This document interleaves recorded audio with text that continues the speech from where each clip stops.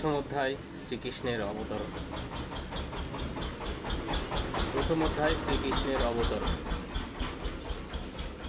আসুরিক রাজাদের অবাঞ্ছিত সামরিক শক্তির প্রভাবে একসময় পৃথিবী ভারাক্রান্ত হয়ে উঠেছিল। সেই সময় সমগ্র পৃথিবী ত্রস্ত হয়ে উঠেছিল এবং তখন মাতা বসুন্ধরা ব্যথিত চিত্তে ব্রহ্মার কাছে তার দুঃখের কথা নিবেদন করতে গিয়েছিলেন। একটি গাভীরূপ ধারণ করে অশ্রুপূর্ণ নয়নে মাতা বসুন্ধরা ব্রহ্মার কাছে করুণভাবে তার দুঃখের কথা জানালেন। তার কথা শুনে ব্রহ্মাও অত্যন্ত ব্যথিত হলেন এবং অচিরেই তিনি পরমেশ্বর ভগবানের আলয় ক্ষীর সমুদ্রের দিকে যাত্রা করলেন। দেবাদিদেব মহাদেবের নেতৃত্বে সমস্ত দেবতারা ব্রহ্মার অনুগামী হলেন। মাতা বসুন্ধরাও তার সঙ্গে গেলেন। ক্ষীর সমুদ্রের তীরে পৌঁছে ব্রহ্মা ভগবান বিষ্ণুর বন্দনা করতে শুরু করলেন, যিনি বরাহ রূপ ধারণ করে পূর্বে বসুন্ধরাকে রক্ষা করেছিলেন। বৈদিক মন্ত্রে পুরুষ শক্ত নামক এক বিশিষ্ট স্তব আছে, যার দ্বারা দেবতারা ভগবান শ্রীবিষ্ণুর বন্দনা করেন। কোনো রকম উপদ্রব হলেই স্বর্গের দেবতারা সেই উপদ্রব নিবারণার্থে ব্রহ্মার কাছে প্রার্থনা করেন এবং তখন ব্রহ্মা ক্ষীর সমুদ্রের তীরে গিয়ে ভগবান বিষ্ণুর সাহায্যে প্রার্থনা করেন এবং তার স্তব করেন। এই ব্রহ্মাণ্ডে শ্বেতদ্বীপ নামক একটি গ্রহ রয়েছে, যেখানে ক্ষীর সমুদ্র নামক একটি সমুদ্র রয়েছে। বৈদিক শাস্ত্রের মাধ্যমে জানা যায় যে পৃথিবীতে যেমন লবণ সমুদ্র আছে, তেমনি অন্যান্য গ্রহে নানা রকম সমুদ্র আছে, যেমন দুধের সমুদ্র, কোথাও বা তেলের সমুদ্র, কোথাও বা সুরার সমুদ্র, এরকম নানা রকমের সমুদ্র রয়েছে। পুরুষ সুক্ত হচ্ছে সেই স্তব যার দ্বারা দেবতারা ক্ষীরোদ কাসাই বিষ্ণুর অর্থাৎ ক্ষীরোদ সমুদ্রে শয়ান বিষ্ণুর বন্দনা করে থাকেন। তিনি হচ্ছেন পূর্ণ পুরুষোত্তম নারায়ণ, যার থেকে এই ব্রহ্মাণ্ডের সমস্ত অবতারেরা প্রকট হন। দেবতারা পুরুষোত্তর স্তব করা সত্ত্বেও যখন পরমেশ্বর ভগবান বিষ্ণু প্রসন্ন হলেন না, তখন ব্রহ্মা স্বয়ং তপস্যা শুরু করলেন। সেই সময় ভগবান শ্রীবিষ্ণু ব্রহ্মার কাছে তার বার্তা প্রেরণ করলেন। তিনি ব্রহ্মাকে জানালেন যে তিনি অচিরেই তার পরাশক্তি সহ অসুর সংহার করার জন্য পৃথিবীতে অবতরণ করবেন এবং তখন দেবতারাও যেন তার সহায়তা করার জন্য সেখানে উপস্থিত থাকেন। তারা যেন অচিরেই যদুকুলে জন্মগ্রহণ করেন, যে কুলে তিনি স্বয়ং আবির্ভূত হবেন। ব্রহ্মা তখন দেবতাদের সেই বার্তা শোনালেন। বৈদিক জ্ঞান লাভের এটাই হচ্ছে পন্থা। ব্রহ্মা তার হৃদয়ে সর্বপ্রথম ভগবান বিষ্ণুর নির্দেশ প্রাপ্ত হন। সেই কথা শ্রীমদ্ ভাগবতের শুরুতেই উল্লেখ করা হয়েছে। তেনে ব্রহ্ম হৃদা, অর্থাৎ ব্রহ্মার হৃদয়ে ভগবান সর্বপ্রথম ব্রহ্মজ্ঞান দান করেছিলেন। এখানেও ঠিক সেইভাবেই ব্রহ্মা ভগবান শ্রীবিষ্ণুর কাছ থেকে বার্তা পেলেন এবং সেই বার্তা তিনি অবিলম্বে অন্য দেবতাদের শোনালেন। পরমেশ্বর ভগবান শ্রীকৃষ্ণ বসুদেবের সন্তানরূপে আবির্ভূত হবেন বলে ঘোষণা করলেন। তার অবতরণের পূর্বেই সমস্ত দেবতারা তার পত্নী সহ ভগবানের কার্যে সহায়তা করার জন্য যদুকুলে বিভিন্ন পরিবারে জন্মগ্রহণ করলেন।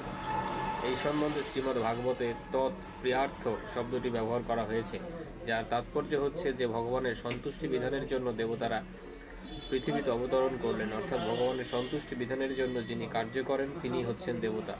দেবতারা জানতে পেরেছিলেন যে ভগবানের অংশ অবতার অনন্ত শেষ, যিনি অনন্ত ফণা বিস্তার করে ব্রহ্মাণ্ড ধারণ করে আছেন, তিনিও শ্রীকৃষ্ণের আবির্ভাবের পূর্বে পৃথিবীতে অবতরণ করবেন এবং ভগবানের বহিরঙ্গা প্রকৃতি, যার প্রভাবে সমস্ত বদ্ধ জীবেরা মুগ্ধ হয়ে আছে, সেই বিষ্ণু মায়াও ভগবানের উদ্দেশ্যে সাধন করার জন্য আবির্ভূত হবেন।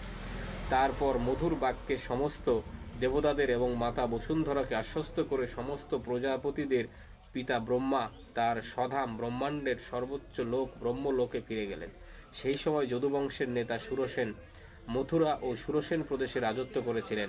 রাজা সুরসেনের রাজত্বের ফলে মথুরার সমস্ত যদুবংশীয় রাজাদের রাজধানীতে পরিণত হয়েছিল। যদুবংশীয় রাজারা ছিলেন অত্যন্ত ধর্মপরায়ণ এবং তারা জানতেন যে দ্বারকার মতো মথুরা হচ্ছে ভগবান শ্রীকৃষ্ণের নিত্যধাম। সেই জন্য যদুবংশীয় রাজারা মথুরায় তাদের রাজধানী স্থাপন করেছিলেন।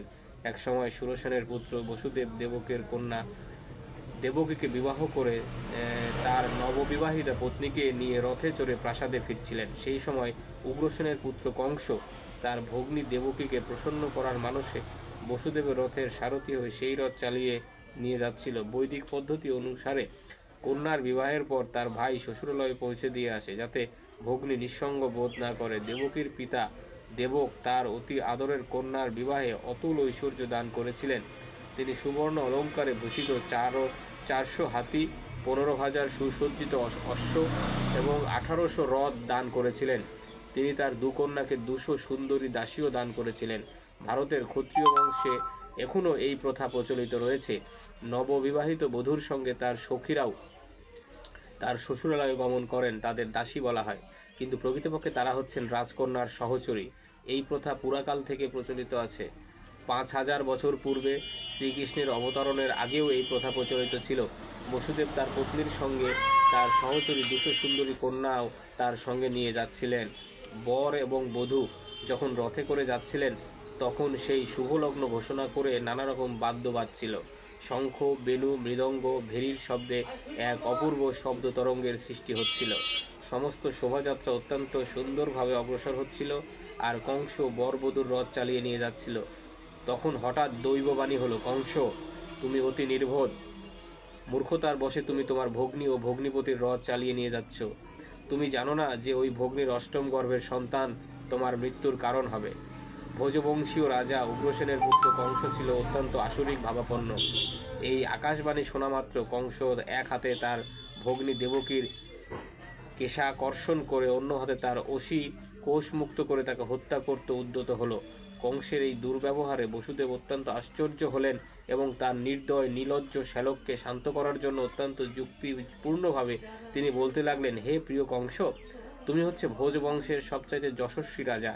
লোকে তোমাকে সর্বশ্রেষ্ঠ যোদ্ধা এবং মহা তেজস্বী রাজা বলে জানে। সেই তুমি কিভাবে এত ক্রুদ্ধ হয়ে তোমার সদ্য বিবাহিত ভগ্নীকে সংহার করতে উদ্যত হয়েছ?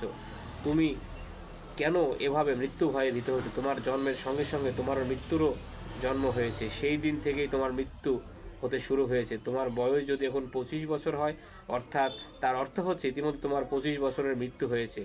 প্রতি মুহূর্তে প্রতি ক্ষণে তোমার মৃত্যু হচ্ছে। তাহলে মৃত্যুতে এত তোমার ভয় কেন? মৃত্যু অবশ্যম্ভাবী।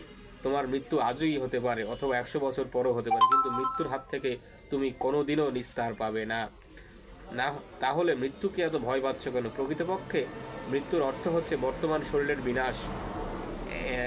যেই মুহূর্তে শরীরের ক্রিয়াকলাপ বন্ধ হয়ে যায় এবং তা প্রকৃতির 5টি উপাদানের সঙ্গে মিশে যায়, জীবাত্মা তখন অন্য একটি শরীর ধারণ করে, অন্য দেহ ধারণ কর্ম অনুসারে হয়ে থাকে। পায়ে চলার সময় মানুষ যেমন তার একটি পা সুদৃঢ়ভাবে মাটির ওপর প্রতিষ্ঠিত হলে অন্য পাটি উঠিয়ে পদক্ষেপ করে, তেমনি ক্রমশ দেহের পরিবর্তন হয় এবং আত্মা দেহান্তরিত হয়। দেখো কিভাবে সাবধানতার সঙ্গে শুঁয়োপোকা এক শাখা থেকে অন্য শাখায় যায়।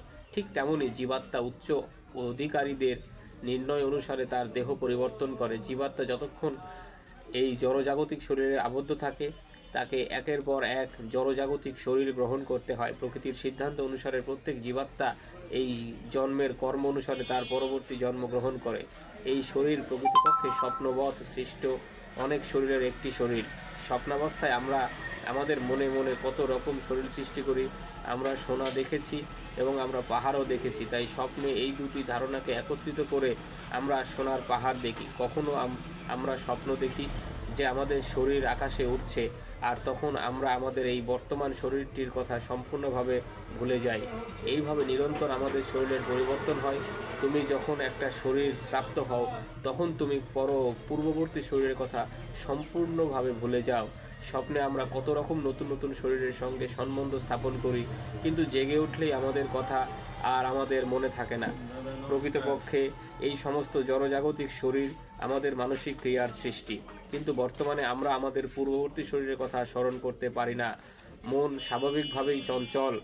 কখনো সে কোনো কিছু গ্রহণ করে আর তারপরে সে তা ত্যাগ করে। গ্রহণ এবং ত্যাগ, সংকল্প এবং বিকল্প করাই হচ্ছে মনের স্বভাব। ইন্দ্রিয়ের 5টি বিষয়, শব্দ, স্পর্শ, রূপ, রস, গন্ধ, এদের সংস্পর্শে মন নিরন্তর সংকল্প ও বিকল্পের বন্ধনে আবদ্ধ হয়ে থাকে।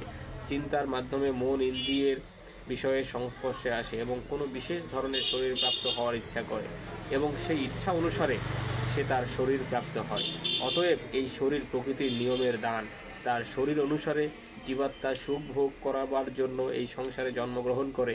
যতক্ষণ পর্যন্ত না আমরা শরীর প্রাপ্ত হই, ততক্ষণ আমরা আমাদের পূর্বজন্মের কর্ম ভোগ করতে পারি না এবং এই শরীর আমরা পেয়ে থাকি আমাদের মৃত্যুকালীন চিন্তা অনুসারে। সূর্য, চন্দ্র এবং নক্ষত্র যেমন জল, ঘি বা তেলের পাত্রে বিভিন্নভাবে প্রতিবিম্বিত হয় এবং সেই পাত্রের অবস্থা অনুসারে প্রতিবিম্ব দেখা যায়, এও ঠিক তেমন জলে চাঁদের প্রতিবিম্ব দেখা যায়, আর জল যখন নড়ে তখন মনে হয় চাঁদও যেন নড়ছে, কিন্তু প্রকৃতপক্ষে চাঁদ নড়ছে না। তেমনি মানসিক ক্রিয়ার প্রভাবে জীব বিভিন্ন রকমের শরীর প্রাপ্ত হয়, যদিও প্রকৃতপক্ষে এই সমস্ত শরীরের সঙ্গে তার কোনো সম্পর্ক নাই, কিন্তু মোহের বশে মায়ার দ্বারা আচ্ছন্ন হয়ে পড়ার ফলে জীবাত্মা কোনো বিশিষ্ট শরীরকে তার স্বরূপ বলে মনে করে। সেটাই হচ্ছে দেহের বন্ধনের আবদ্ধ জীবন। কোনো জীব যখন কোনো মনুষ্য শরীর প্রাপ্ত হয় তখন মনে করে যে সে মানব সমাজের অন্তর্ভুক্ত অথবা কোনো বিশেষ দেশের বা কোনো বিশেষ স্থানের অধিবাসী। সে তার দেহ অনুসারে নিজের পরিচিতি স্থাপন করে এবং অনর্থক অন্য আরেকটি শরীর প্রাপ্ত হওয়ার আয়োজন করতে থাকে, যদিও তাতে তার কোনো প্রয়োজন নেই। এই ধরনের কামনা বাসনা এবং মানসিক চিন্তাধারারই হচ্ছে বিভিন্ন শরীর প্রাপ্তির কারণ। জরা প্রকৃতির আবরণাত্মিকা শক্তি এতই বলবতী যে জীব যে শরীরই প্রাপ্ত হোক না কেন সে সন্তুষ্ট থাকে এবং মহা আনন্দে সে শরীরকেই তার স্বরূপ বলে মনে করে। তাই আমার প্রার্থনা হচ্ছে যে তুমি তোমার মন এবং দেহের নির্দেশের দ্বারা মোহাচ্ছন্ন হও না। তারপর বসুদেব কংসের কাছে প্রার্থনা করলেন সে যেন তার নববিবাহিত ভগ্নীর প্রতি হিংসাপরায়ণ না হয়। কারোর প্রতি হিংসাপরায়ণ হওয়া উচিত নয়, কেননা হিংসাই হচ্ছে ইহলোক এবং পরলোকের ভয়ের কারণ। দেবকীর হয়ে বসুদেব কংসকে বললেন যে তিনি তার কনিষ্ঠা ভগিনী, তিনি সদ্য বিবাহিতা। ছোট ভাই এবং বোনকে পিতার মতো রক্ষা করা বড় ভাইয়ের ধর্ম। বসুদেব যুক্তি দেখালেন অবস্থা অত্যন্ত জটিল। তুমি যদি দেবকীকে হত্যা করো তাহলে তোমার যশের হানি হবে। বসুদেব নানা রকম সুন্দর উপদেশ ও দার্শনিক বিচারের দ্বারা কংসকে শান্ত করার চেষ্টা করলেন, কিন্তু তবুও কংস শান্ত হলো না, কেননা তার প্রবৃত্তি ছিল আসরিক। অতি উচ্চ রাজকুলে জন্ম হওয়ার সত্ত্বেও আসরিক সঙ্গের প্রভাবে সে সর্বদাই আসরিক ভাবাপন্ন ছিল। অসুর কোনো সুউপদেশ গ্রহণ করে না, তার অবস্থা একটা পাকা চোরের মতো। তাকে যতই নৈতিক উপদেশ দেয়া হোক না কেন তাতে কোনো কাজ হয় না। তেমনি যে মানুষ আসরিক বা নাস্তিক সে কখনো সুউপদেশ গ্রহণ করে না। দেবতা এবং রাক্ষসের মতো এটাই হচ্ছে পার্থক্য। শাস্ত্রের উপদেশ অনুসারে যে জীবনযাপন করে তাকে বলা হয় দেবতা, আর যে উপদেশ গ্রহণ না করে তাকে বলা হয় অসুর। কংসকে শান্ত করতে অক্ষম হয়ে বসুদেব চিন্তা করতে লাগলেন কিভাবে দেবকীকে রক্ষা করা যায়। বিপদের সময় বুদ্ধিমান মানুষের প্রথম কর্তব্য হচ্ছে সেই বিপদকালীন পরিস্থিতি থেকে যেভাবে রক্ষা পাওয়া যায়, কিন্তু যদি ঐকান্তিক প্রয়াস সত্ত্বেও সেই বিপদ থেকে রক্ষা না পাওয়া যায় তাহলে তাতে পৌরুষের হানি হয়। কর্তব্য সম্পাদনে যথাযথ চেষ্টা করা উচিত, কিন্তু সেই চেষ্টা যদি ব্যর্থ হয় তাতে কোনো দোষ নেই। বসুদেব তার পত্নীর বিষয়ে পুনরায় বিবেচনা করলেন। এখন তো আমাকে দেবকীর প্রাণ রক্ষা করতে হবে।